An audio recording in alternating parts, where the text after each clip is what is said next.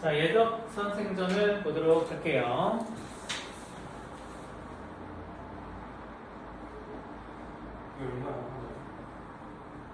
자, 얘들아, 제목에서 전 밑줄하세요.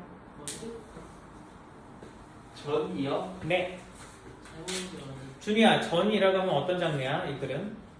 전이니까 전이니까. 잠시만요. 이거는 한문 소설. 소설인데 한문 소설입니다. 이게 소설이에요, 일단. 근데 그 중에서 이제 한문 소설인 거고요. 그리고 예덕 선생이라고 하는 걸 제가 괄호해 보면 이 예덕 선생이 주인공 또는 주된 인물 정도를 보시면 되겠습니다.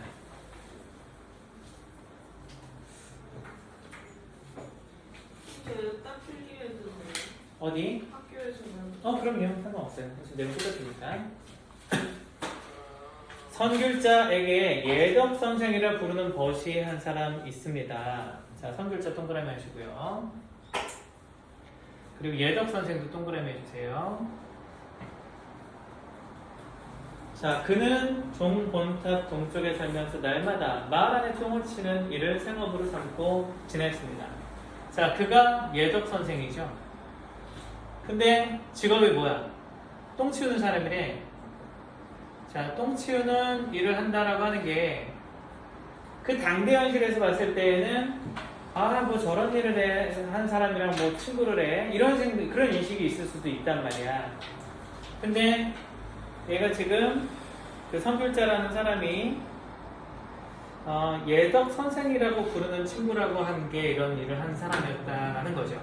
그러면 일단 그 시작부터가 직업에 대한 어떤 편견이나 선입견이 없는 사람이겠구나라는 걸 알 수 있죠.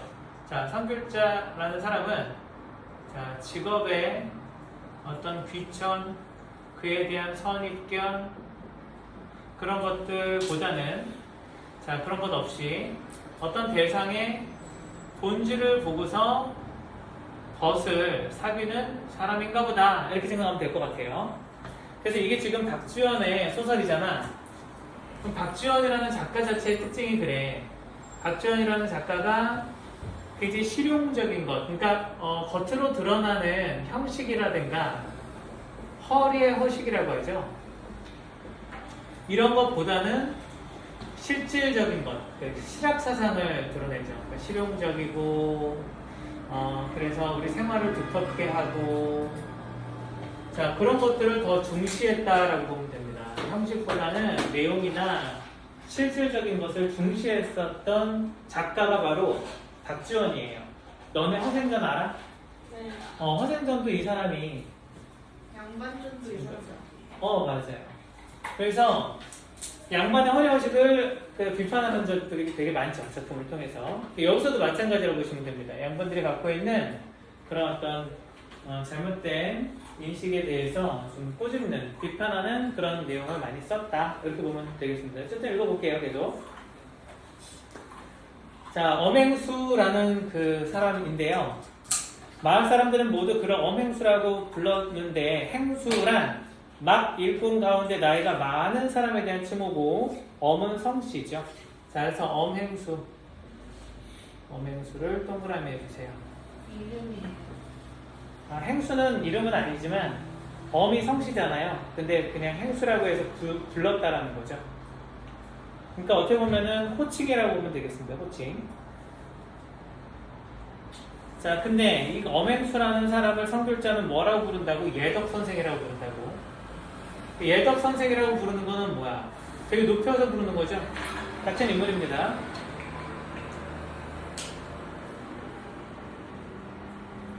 그러니까 이 예덕 선생이라는 건 어떤 호칭이라고 보면 되는 거야? 존중을 담은 거죠. 근데 엄행수라는 거는 그냥 막리라는 사람, 그걸 이제 그렇게 말하는 것 뿐이니까. 그래서 사람들이 부르는 것과 선귤자가 부르는 게 이따 또 호칭에서도 차이가 드러납니다.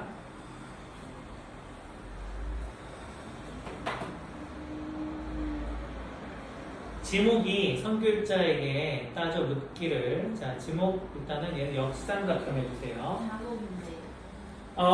자목. 그러네, 한자가 자록 써있는데도. 이야, 자, 자목, 미안합니다. 자, 자목. 역삼각형 해주시고요. 자, 얘는 인물인데 따져 묻는 내용이 이거예요. 예전에 제가 선생님께 벗의 도를 들었는데 벗이랑 함께 살지 않는 아내요, 핏줄을 같이 하지 않는 형제와 같다라고 말씀하셨습니다.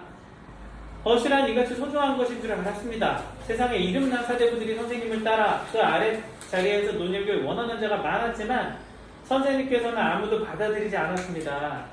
그런데 저 오맹수라는 자는 마을에서 가장 비천한 망일꾼으로서 열악한 곳에 살면서 남들이 치욕으로 여기는 일을 하고 있는 사람인데 선생님께서는 자주 그의 덕을 칭송하여 선생이라 부르는 동시에 장차 그와 교분까지 맺고 버타기를 청할 것 같이 하시니 제자로서 심히 부끄럽습니다 라는 말을 합니다.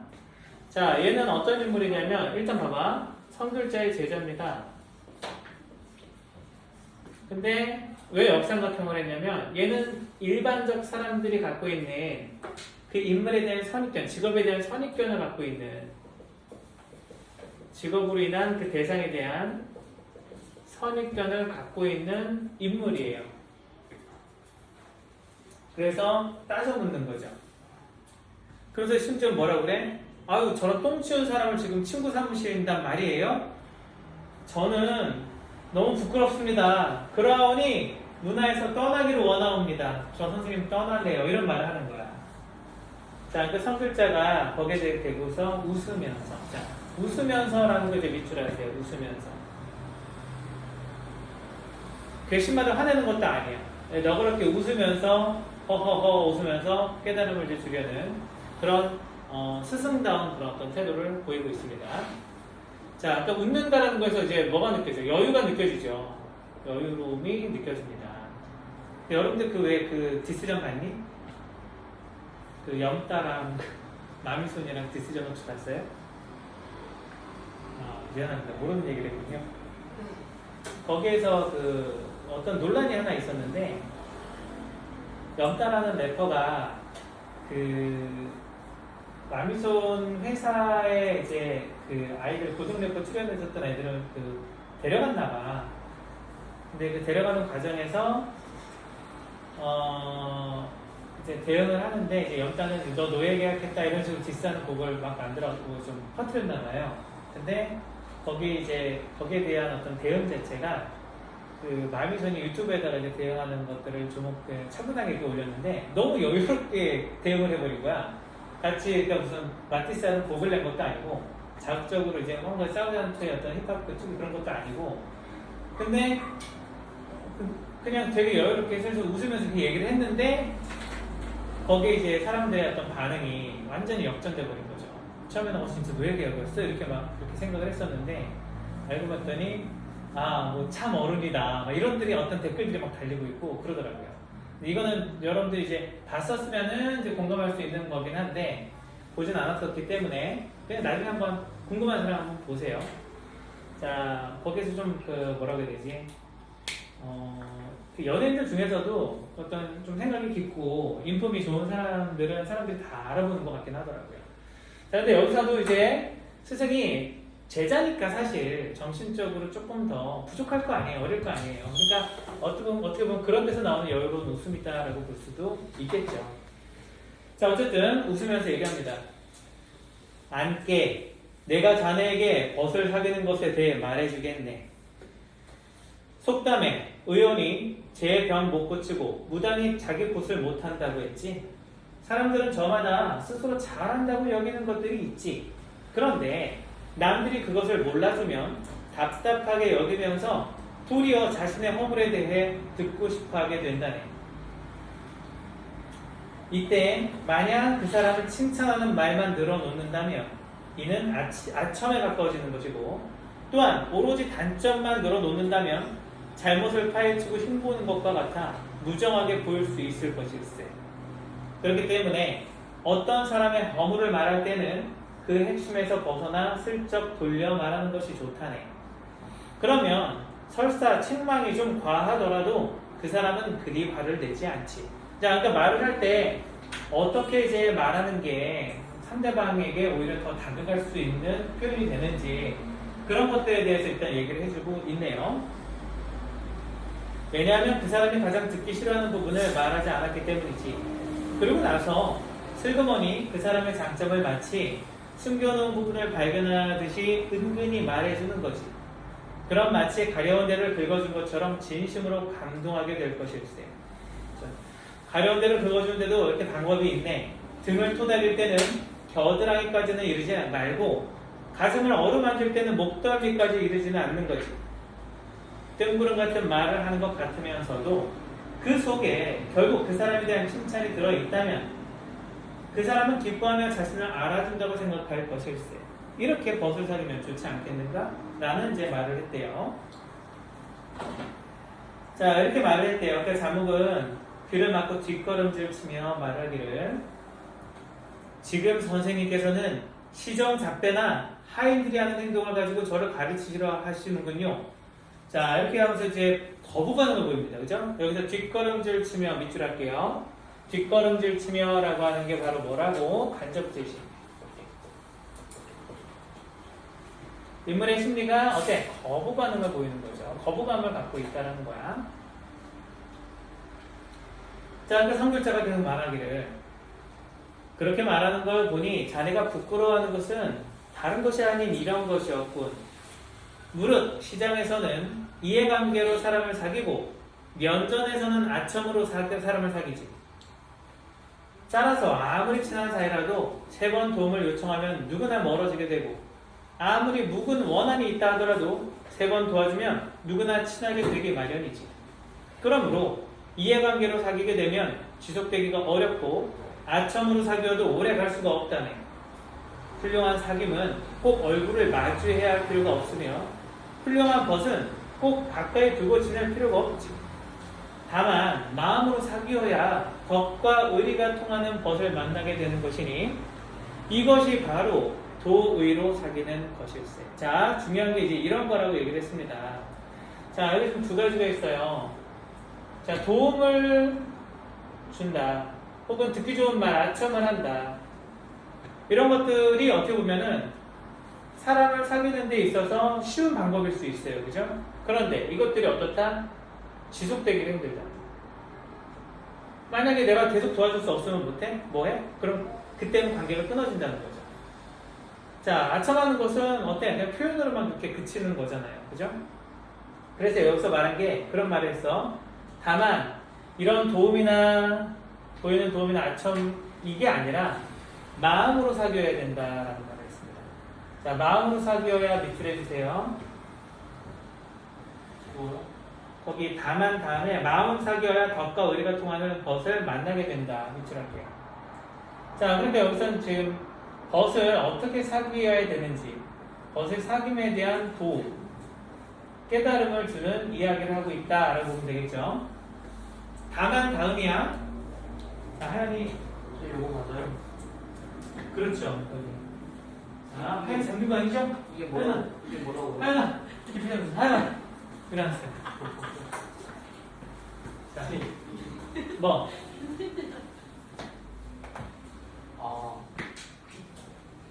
자, 되게 쓰기가 너무 어려운 것 같아요. 아, 너무 그게 칸이 좁아요? 네. 아이고 참. 일단은 최대한 써봐. 넓은 걸로 나중에 다시 한번 또 줄게요. 감사합니다. 네.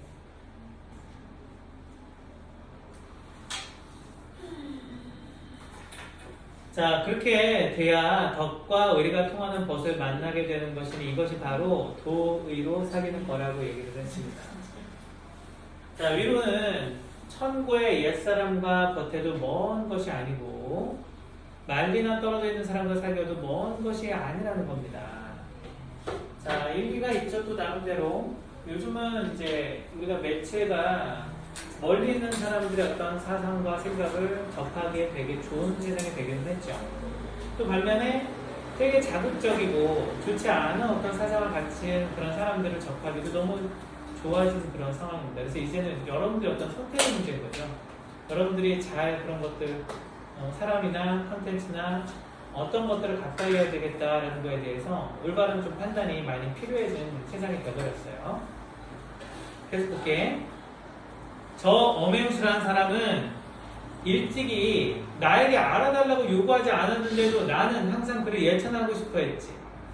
그는 밥을 먹을 때마다 끼니마다 착실히 먹고 길을 걸을 때는 조심스레 걷고 졸으면 쿨쿨 자고 웃을 때는 껄껄 웃고 그냥 가만히 있을 때는 마치 바보처럼 보인다네. 흙벽을 쌓아서 풀로 덮은 움막에 조그만 구멍을 내어 들어갈 때는 새우등하고 들어가고 잘 때는 개처럼 몸을 웅크리고 잠을 자지만 아침이면 개운하게 일어나서 삼태기를 쥐고 마을로 들어와 뒷간을 청소하지. 9월에 서리가 내리고 10월 엷은 얼음이 얼 때쯤이면 뒷간에 말라붙은 사람똥, 마구간에 말똥, 외양간에 소똥, 또 닭의 회 아래에 떨어진 닭똥이며 개똥과 거위똥, 돼지똥, 비둘기똥, 토끼똥, 참새똥 따위를 주옥인양 긁어가도 염치에 손상이 가지 않고 자 주옥인양 긁어간다 밑줄 할게요. 주옥인양 긁어간다. 자 여러분들 똥을 뭐인양? 주옥인양 마치 어떤 보화처럼 여기면서 이거를 긁어간다 이렇게 표현을 했어요. 뭐 상상하기 힘든 거잖아. 근데 이거는 뭐라고 봅니까? 자신이 맡은 일에 대해서 자신의 그쵸 일에 대한 책임감이라든가 사명감을 갖고 있는 태도 그런 인물의 태도를 설명하고 있는 거죠.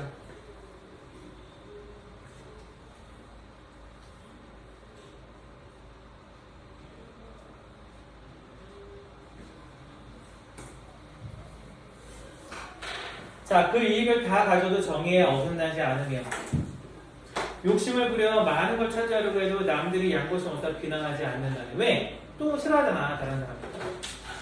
그러니까 얘가 이런 거에 대해서 마치 욕심내는 것처럼 보인다 하더라도 남들의 눈에는 어때? 그게 비난할 거리가 안 된다는 거죠.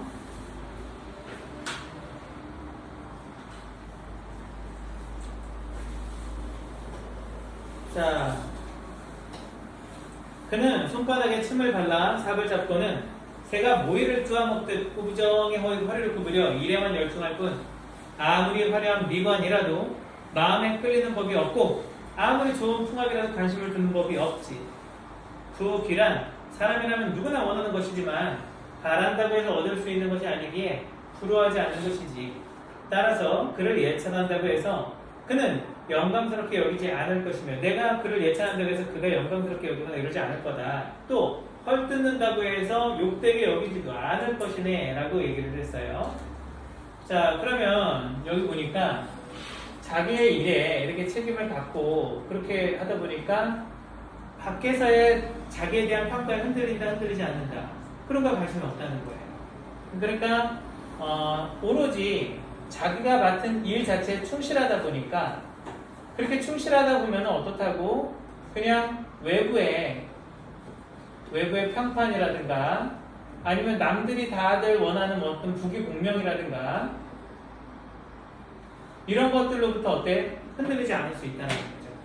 자, 그런 인물이 바로 엄행수라고 하는 거예요. 예적 선생이라고 하죠.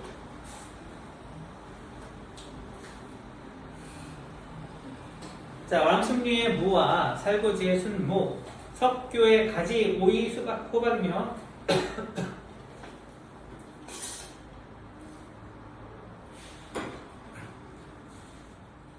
연희궁의 고추, 마늘, 부추, 파, 염교면, 청파, 미나리, 이태인의 토란들은 상상 전에 심는데 자, 아까 좋은 밭에다가 심어야 되는데 모두 엄씨의 똥을 가져다 써야 땅이 기름지게 돼서 많은 수확을 올릴 수 있으며 그 수입이 1년에 6,000푼이나 된다네. 하지만 그는 아침에 밥 한 사발이면 흡족해 하고 자, 밑줄 할게요. 아침에 밥 한 사발이면 흡족해 한다.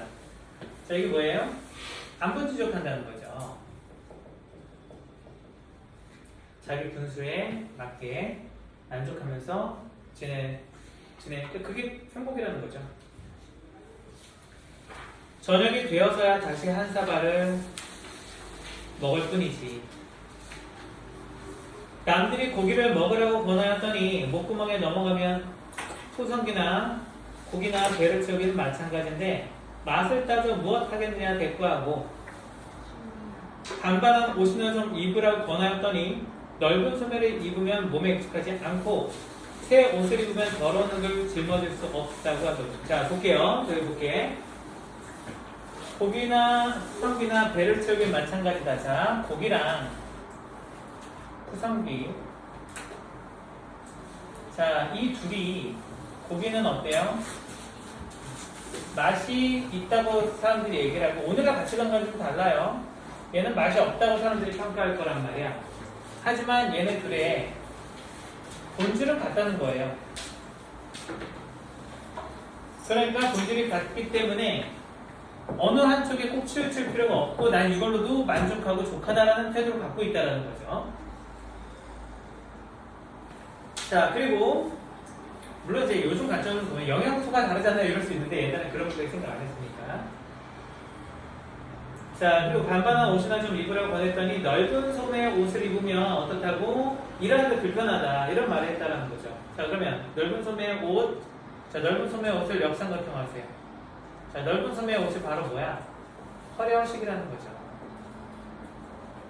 오히려 일하는데 방해가 된다. 일에 방해가 된다. 사람들 보기에는 되게 좋은 옷이다라고 느낄 수 있겠지만 엄행수한테는 의미가 없다라는 거예요.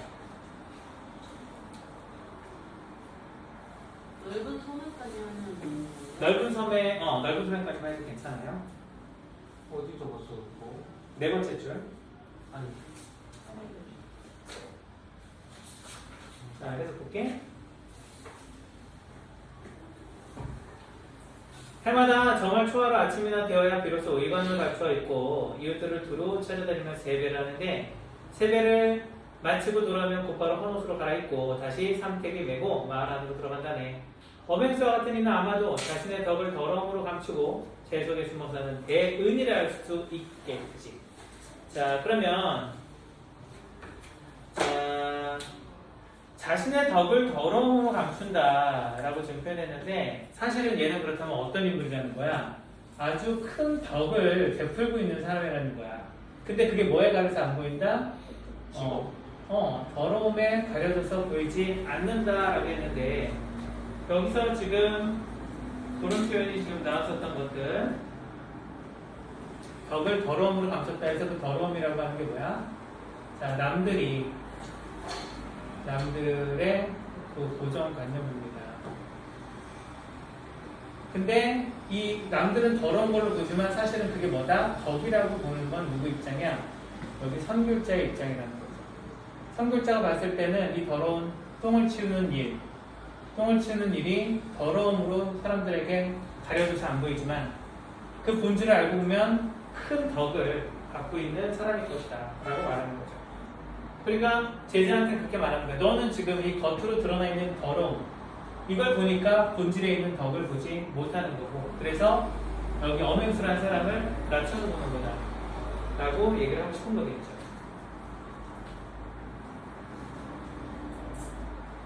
자 그래서 대은이다. 세속에 숨어 사는 대은이다. 사람들에게 큰 은혜를 베푸는 사람이라는 거죠. 은자가 어쨌든 여기서는 숨을 은자예요. 여기서는 세속에 숨어 사는 크게 어쨌든 숨어 사는 사람이다라고 얘기를 한 겁니다. 자, 그 다음 이제 여기가 중리학 되어 있는데 중리학 부분도 여러분들 프린트에 있는 건 이따 나중에 다시 해줄게요. 일단 여기까지 끝내겠습니다. 엄행수는 지저분한 똥을 날라다주고 먹고 살고 있으니 지극히 불결하다 할 수 있겠지만 그가 먹고 사는 방법은 지극히 향기로우며 자, 다시 봐봐. 불결하다 밑줄, 향기롭다 밑줄.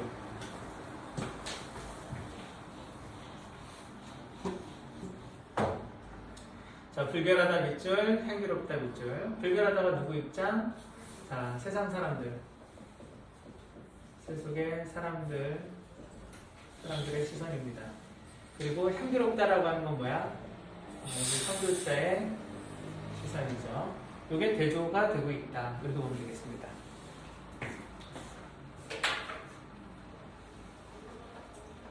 그가 처한 곳은 지극히 지저분하지만 의리를 지키는 점에 있어서는 지극히 높다 할 것이니 자 그의 처한 곳에 있어서도 자, 지저분하다 밑줄하고요. 또 지극히 높다 밑줄한 데서 대조 표시해주세요.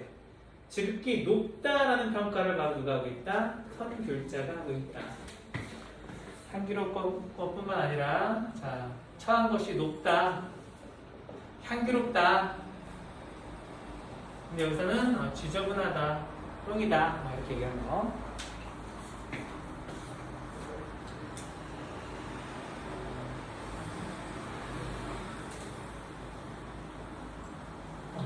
자, 이렇게 지극히 높다 할 것이니 그 뜻을 미루어보면 비록 만종의 녹을 준다 해도 만종이 뭘까?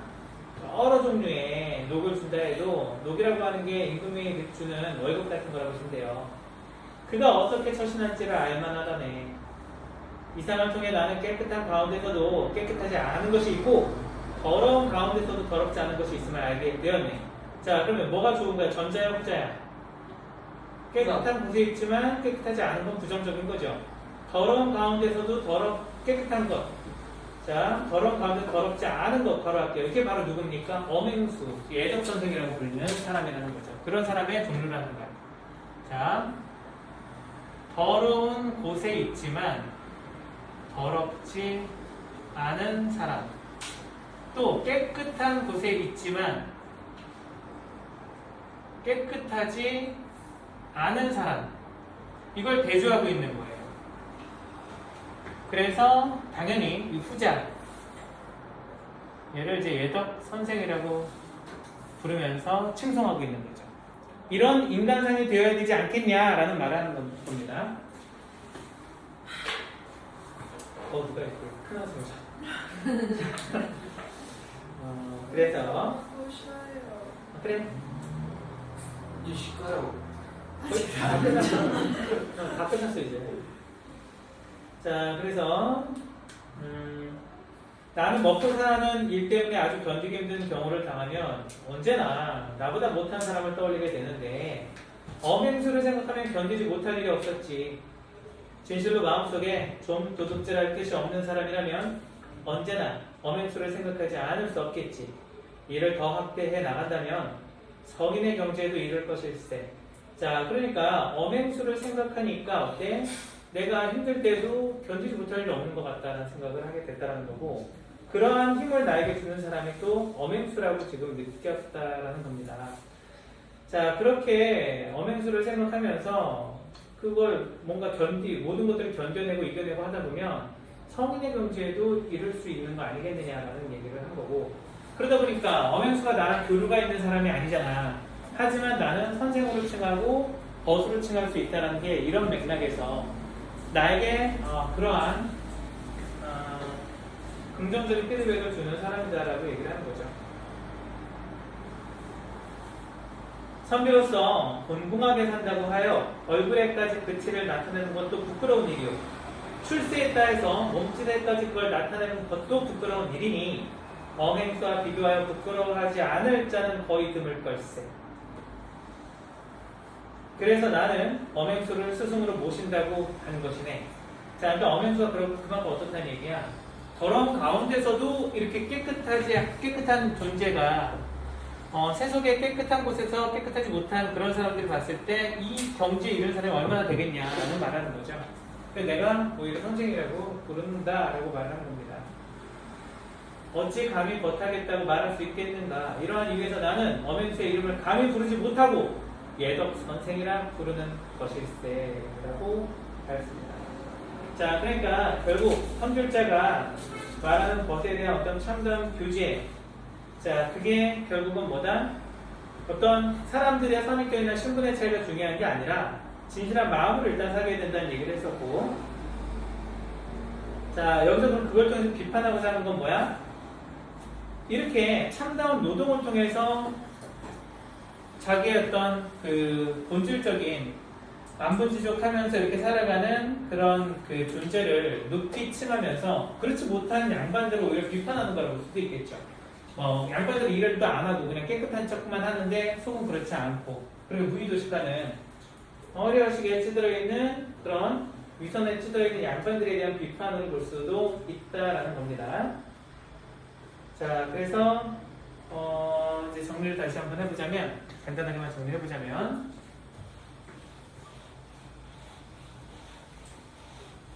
봅시다.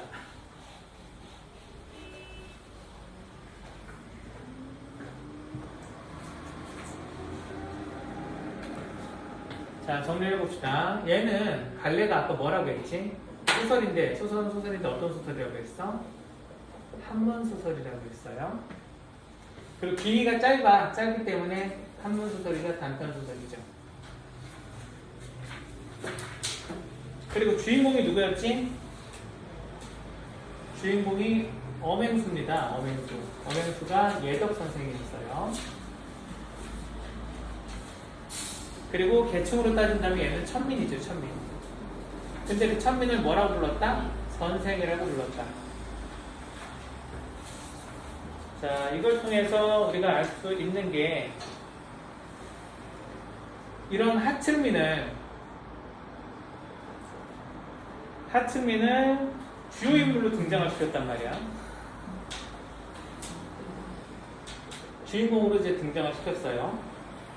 자, 그래서 그런 삶의 긍정적인 면들을 이제 표현하고 있잖아. 그러니까 이런 하층민에 대한 긍정적인 면도 얘기할 수 있을 정도로 열려있다는 것은 그만큼 만민 평등 사상이라든가 근대적 의식 이걸 갖고 있는 작가구나라는 걸 알 수 있게 합니다.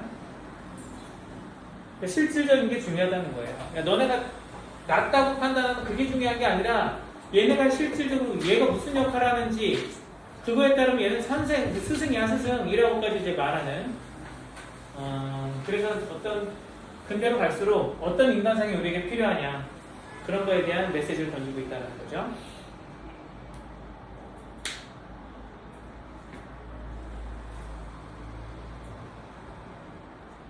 자, 그래서 어쨌든 이 소설의 성격 자체가 비판적이죠. 얘 제자부터 해서 비판의 대상이 될 수 있겠죠. 그리고 제자한테 이러면 안 된다, 이렇게 생각해야 된다는 어떤 좀 설득적이고 교훈적인 성격도 갖고 있다. 깨달음을 주는 성격도 강하다. 선생님, 선생이 천민이라는 거예요? 누구야? 예덕 선생? 네. 신분상으로는 그렇죠. 그래서 이 비판적 밑에다가 풍자적이라고 해도 괜찮아요. 자, 그래서 결국 이제 말하고자 하는 여기서 이제 주제의식은 이제 뭐라고 보면 될까? 일단 벗을 어떻게 사귀는 게 바람직한 거냐 그 얘기. 그러니까 마음을 사귀어야 된다. 도움을 주고받고 아첨하는 게 아니다. 그거는 지속시키지 못한다라는 얘기를 한 겁니다.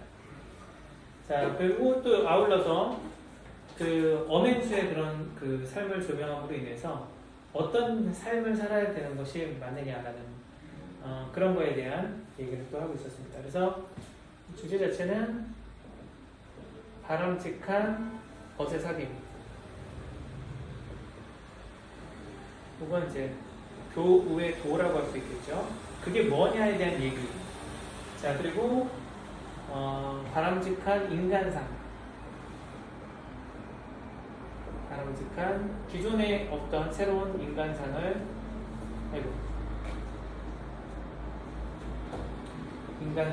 제시한다. 이렇게 보면 되겠죠.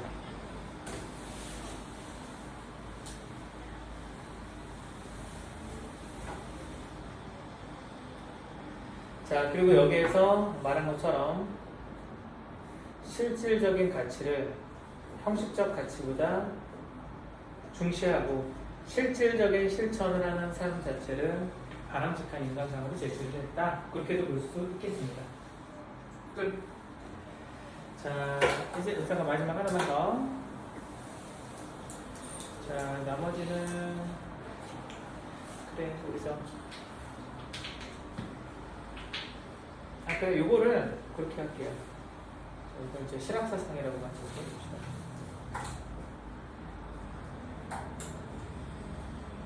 실학사상, 이용생 이 정도 알아놓도록 하겠습니다. 자, 그럼 잠깐 쉬었다가 문제 풀래? 문제 풀어보실까? 지금 이야 똑똑한데요? 풀고